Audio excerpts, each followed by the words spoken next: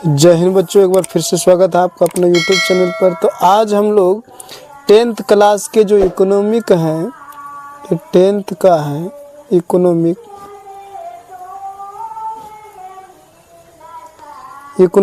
10th class का जो economic है, सब्जेक्ट भी यहाँ पे लिखा गया है इकोनॉमिक। तो आज हम लोग इस 10th क्लास की इकोनॉमिक के मोस्ट इम्पोर्टेंट चैप्टर जो कि चैप्टर 1 और 2 है, ठीक है। चैप्टर नंबर 1 और 2 है, उसका जो मोस्ट इम्पोर्टेंट क्वेश्चन है उसको आप लोग के बीच जो है ना, हम यहाँ पर विथ आंसर के साथ आप लोग को सेटिस्फाई करेंगे, आप लोग के पास क्लियर करेंगे। तो सबसे पहला प्रश्न है कि अर्थव्यवस्था से आप क्या समझते हैं। देखिए, सिंपल सा इसका उत्तर है, अर्थव्यवस्था एक ऐसी तंत्र या ढांचा है जिसके अंतर्गत विभिन्न प्रकार की क्रियाओं को संपादित की जाती है। बिल्कुल एकदम आराम से लिख सकते हैं, अर्थव्यवस्था एक ऐसा तंत्र या ढांचा है जिसके अंतर्गत विभिन्न प्रकार की क्रियाओं को संपादित कर सकते हैं, जैसे कृषि कार्य हो गया, औद्योगिक हो गया, सेवा क्षेत्र हो गया, या आप कोई भी काम करते हैं तो सब इकोनॉमी के दृष्टि से आते हैं। जितना पैसा धन दौलत वाला कार्य होता है। दूसरा प्रश्न है प्यारे बच्चों कि यहाँ पर प्रश्न नंबर 2 था कि अर्थव्यवस्था कितने प्रकार के होते हैं, सभी को आप परिभाषा यानी कि सभी को विस्तार से लिखे। अर्थव्यवस्था कितने प्रकार के होते हैं, सभी को विस्तार से लिखे। आप लोग प्रश्न लिख लीजिएगा, यहाँ पे प्रश्न नहीं लिखा हुआ है कि अर्थव्यवस्था कितने प्रकार के होते हैं, सभी के प्रकार को विस्तार से लिखना है। तो देखिए, सिंपल सा इसका उत्तर है कि अर्थव्यवस्था, भारतीय अर्थव्यवस्था को 3 भागों में बांटा गया। पहला है पूंजीवादी अर्थव्यवस्था, समाजवादी अर्थव्यवस्था और एक अर्थव्यवस्था जो है आपका मिश्रित अर्थव्यवस्था है। तो तीनों को हम लोग बारी बारी से समझते हैं।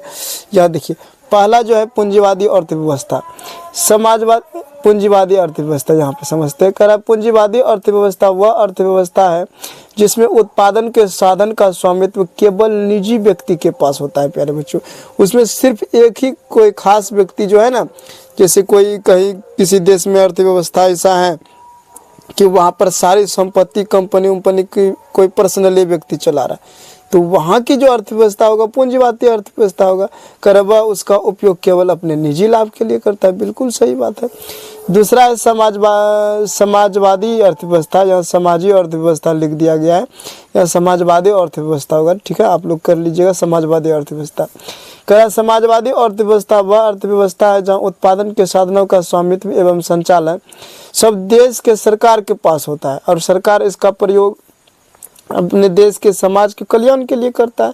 जैसे चीन हो गया, क्यूबा हो गया, यहाँ सब समाजवादी अर्थव्यवस्था है। प्यारे बच्चों, यहाँ सब जो भी काम करेगा अर्थव्यवस्था से लेकर के ना, तो देश के कल्याण के लिए करता है वहाँ की सरकार। उसके बाद क्वेश्चन है मिश्र अर्थव्यवस्था से, मिश्रित अर्थव्यवस्था से आप क्या समझते हैं। देखिए, मिश्रित अर्थव्यवस्था बोलेंगे, मिश्रित अर्थव्यवस्था हम लोग बोलेंगे, मिश्रित अर्थव्यवस्था वह अर्थव्यवस्था है जहां उत्पादन के साधनों का स्वामित्व सरकार तथा निजी व्यक्ति दोनों के पास होता है, ठीक है। यहाँ पे याद रखिएगा, दोनों के पास होता है, उसे मिश्रित अर्थव्यवस्था कहते हैं। और सबसे अच्छा इसका एग्जाम्पल है जो प्यारे बच्चों हमारा देश भारत। अब जो पुनः इसके बाद हम लोग चलते हैं नेक्स्ट क्वेश्चन की ओर। देखिए, यहाँ पर जो क्वेश्चन है, यहाँ पे ध्यान से देखिएगा। ये क्वेश्चन बिहार बोर्ड के एग्ज़ाम जो 2025 है उसके दृष्टिकोण से बहुत इम्पोर्टेंट सवाल है। ये कई बार पूछे गए और पूछे भी जाते हैं। तो क्वेश्चन है बिहार के पिछड़ेपन का कारण तथा उसके उपाय को लिखना है, ठीक है। बिहार के पिछड़ेपन के कारण तथा उपाय को लिखना है प्यारे बच्चों। तो यहाँ पे लिख दीजिएगा बिहार के पिछड़ेपन के कारण जो है ना निम्नलिखित है, आराम से लिख दीजिएगा। जैसे कि जनसंख्या में वृद्धि, बहुत जनसंख्या में वृद्धि के कारण जो है ना बिहार बहुत ज़्यादा पिछड़ा है।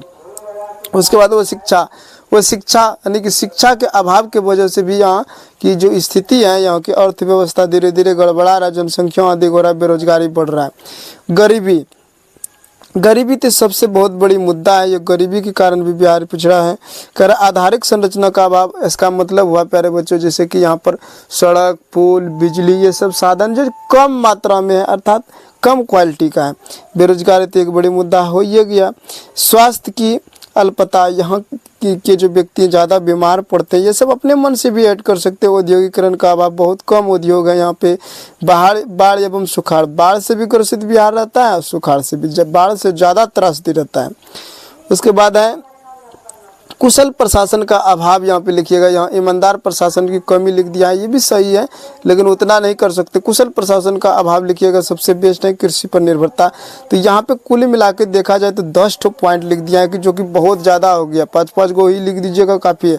इससे फिर बचाव का जो है ना, इससे हम लोग बच कैसे सकते हैं, बचाव के उपाय भी पूछता है, ठीक है, कि इसको कैसे हम लोग बच सकते हैं। देखिए तो हम लोग सबसे पहले बोलेंगे कि जनसंख्या पर नियंत्रित किया जाना चाहिए, शिक्षा की अच्छी व्यवस्था होनी चाहिए, गरीबी को दूर करने का उपाय होना चाहिए, आधारिक संरचना का विकास, बिजली, सड़क, पुल, ये सब का विस्तार होना चाहिए, बेरोजगारी की स्थिति में सुधार होना चाहिए, रोजगार मिलना चाहिए, यहाँ के लोग को स्वास्थ्य की स्थिति में भी सुधार होना चाहिए, और उद्योग का जितना निर्माण होगा हमारे यहाँ के लोगों को रोजगार मिलेगा।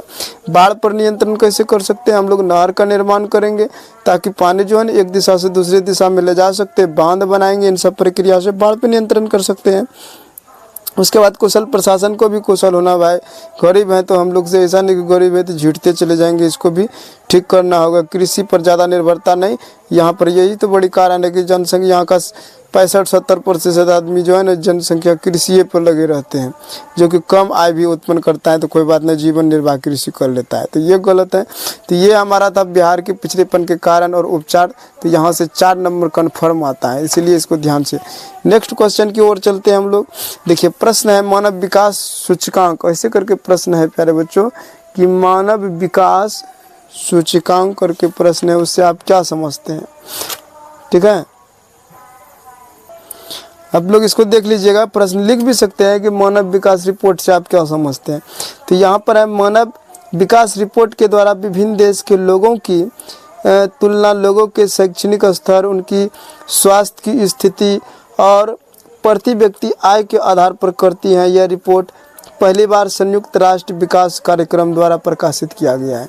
यहाँ पर ध्यान देना है कि इसका मतलब जो होता है कि पूरे देश में, पूरे विश्व में जितने भी लोग हैं, जितने भी देश में लोग हैं, सबका तुलना एक दूसरे से कैसे करता है, तो शैक्षणिक कह रहा है कि जो उसकी तुलना कर रहा है उसके शैक्षणिक स्तर पर करता है, उसके बाद उसके स्वास्थ्य की स्थिति और प्रति व्यक्ति आय 3 के आधार पर करता है। इसी को मानव विकास रिपोर्ट कहते हैं। नेक्स्ट क्वेश्चन है कि यहाँ पर दिया गया है कि सबसे पहले जीडीपी किसे कहते हैं। जीडीपी या सकल घरेलू उत्पाद भी हिंदी में यहाँ पे लिखा होगा। सकल घरेलू उत्पाद से आप क्या समझते हैं जीडीपी, तो किसी भी देश के सीमा के अंदर एक वर्ष में उत्पादित समस्त अंतिम वस्तुओं तथा सेवाओं के कुल बाजार या मौद्रिक मूल्य को उस देश का सकल घरेलू उत्पाद कहते हैं। ये इंपॉर्टेंट है प्यारे बच्चों, VVI प्रश्न है, इसको याद कर लीजिएगा।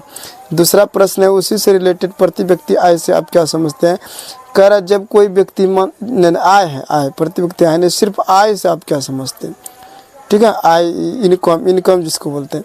कह रहा जब कोई व्यक्ति मानसिक या शारीरिक रूप से कोई कार्य करता है और उस कार्य के बदले उसे जो पारिश्रमिक मिलता है उसे आय कहते हैं। तो ये भी इम्पोर्टेंट है, इसको याद रखिएगा। दूसरा प्रश्न है कि यहाँ पर प्रश्न है कि राष्ट्र आय से आप क्या समझते हैं। हाँ, ये प्रश्न हो गया राष्ट्र आय। तो यहाँ पे देखिए कह रहा किसी देश में एक वर्ष की अवधि में उत्पादित सभी वस्तुओं एवं सेवाओं के मौद्रिक मूल्य के योग को उस देश का राष्ट्र आय कहते हैं। जिस देश का राष्ट्र आय जितना अधिक होता है वह देश उतना ही क्या होता है, विकसित होता है, अमीर होता है। तो ये मोस्ट इम्पोर्टेंट प्रश्न था कि जो कि आप लोग के बीच यहाँ पर रखे। और कुछ प्रश्न है देखते हैं। एक प्रश्न और छूटे हैं प्यारे बच्चों, यहाँ पे देख लीजिएगा। 6 नंबर क्वेश्चन है आधारभूत संरचना या इंफ्रास्ट्रक्चर से आप क्या समझते हैं। ये भी मोस्ट इम्पोर्टेंट क्वेश्चन है एग्जाम की दृष्टिकोण से। तो यहाँ पे देखिएगा कह रहा आधारिक संरचना का अर्थ उन सुविधाओं तथा सेवाओं से है जो देश की आर्थिक विकास के लिए सहायक हैं, जैसे कि हो गया बिजली, परिवहन, संचार, बैंकिंग, स्कूल, ये सभी जो है ना आधारिक संरचना होगा। जितना जिस देश में ये ज़्यादा डेवलप होगा वह देश उतना डेवलप होगा। तो ये सारे प्रश्न था प्यारे बच्चों मोस्ट इम्पोर्टेंट चैप्टर नंबर 1 और चैप्टर नंबर 2 से निकाल के हम इकोनॉमिक्स से यहाँ पे दिए थे। तो आई होप कि यह वीडियो आप लोग को ज़रूर पसंद आया होगा। अगर जब पसंद आया तो इसे लाइक, सब्सक्राइब एवं दूसरे दोस्तों के साथ शेयर जरूर करें, ताकि इसी प्रकार से और सारे वीडियो सभी सब्जेक्ट का आप लोग के पास आते रहें। जय हिंद।